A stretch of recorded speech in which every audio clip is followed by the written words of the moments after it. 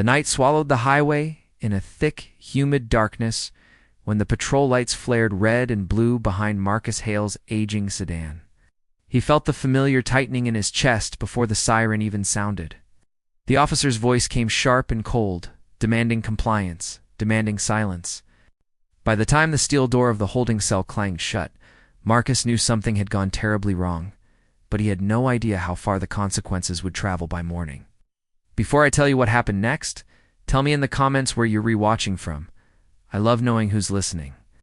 Marcus sat on the bench, elbows on his knees, staring at the concrete floor that smelled faintly of bleach and old fear. He replayed the stop again and again, the way the officer's hand hovered near his holster. The accusation that came without proof, the charge that sounded official enough to crush a life. Resisting. Disorderly. Overnight detention. It was all so casual to the man in uniform, as if Marcus's freedom were a minor inconvenience. He thought of his mother's voice, calm, steady, telling him to breathe when the world tried to steal the air from his lungs. He breathed now. He had learned that skill young. Across town, Officer Daniel Creel sat at his kitchen table, boots still on, coffee cooling untouched. He told himself he'd done the right thing. He told himself he'd seen the look in Marcus's eyes, the look he'd been trained to fear. But beneath those practiced justifications, a thin thread of unease tugged at him. The paperwork hadn't been clean. The charge had been stretched. He shrugged it off. Tomorrow, the system would take care of it. Tomorrow would be routine. Morning came gray and thin, light filtering through courthouse windows like dust through a forgotten room. The air buzzed with the low murmur of voices, clerks shuffling files, lawyers whispering strategy, families waiting with folded hands and tired eyes. Marcus was brought in wearing the same clothes as the night before, cuffs biting softly into his wrists. He kept his head high. He had learned that too. The courtroom settled as the bailiff called the room to order. A new judge was expected that day, an interim appointment filling in while the regular judge attended a conference. It was the kind of administrative detail that meant nothing to defendants and everything to careers. Officer Creel stood near the aisle, posture straight, badge catching the light. He felt confident. This would be quick. Charges would stick. The night would be forgotten. Then the side door opened. The room stilled, not with ceremony, but with confusion. The man who entered wore an orange jumpsuit. For a breathless moment, no one understood what they were seeing. The bailiff froze mid-step. A whisper rippled through the benches like a startled flock. The man's hands were cuffed in front of him, his walk measured, his expression composed. He looked out across the courtroom, eyes calm, assessing.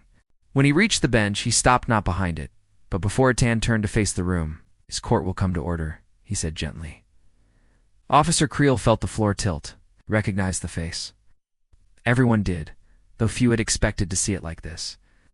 Judge Samuel Rowan, renowned for his strict fairness, his reputation for cutting through excuses, stood before them, not robed, not elevated, but bound.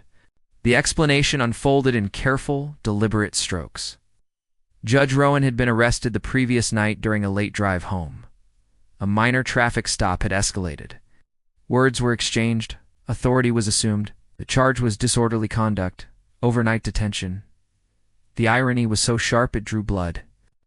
Marcus's heart pounded. He glanced at the judge, then at the officer who had arrested him. Understanding dawned like a slow sunrise. Judge Rowan spoke again, his voice steady. "I will recuse myself from all proceedings today. But before I do, there is a matter that requires attention."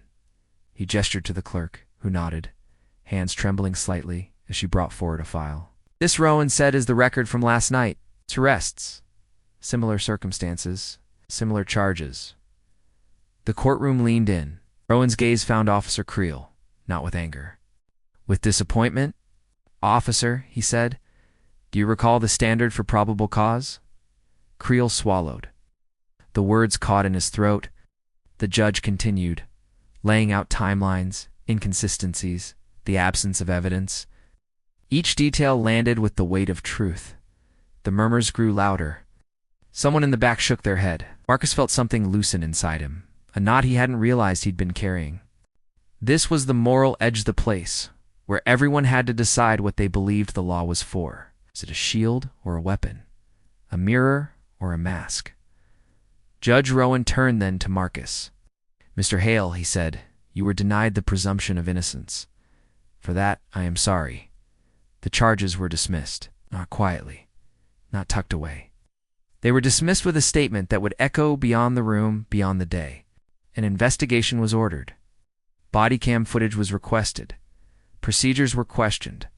Officer Creel felt his certainty collapse. He had believed the system would protect him. He hadn't considered that it might examine him. As Judge Rowan was escorted out, the orange fabric whispering against itself, the room rose not in applause, but in respect. A stillness followed, profound and heavy. Marcus closed his eyes. He breathed. Outside, the morning had warmed. Sunlight caught on courthouse steps. Marcus stepped into it, free, shoulders lighter than they had been in years. He didn't feel victorious, felt seen. There was a difference. Weeks later, consequences arrived as consequences do, methodical, unavoidable. Findings, hearings, accountability. Officer Creel's badge no longer shone. Judge Rowan returned to the bench in robes this time, his voice unchanged, his commitment sharpened. And Marcus, he went back to work, back to ordinary days, carrying an extraordinary reminder.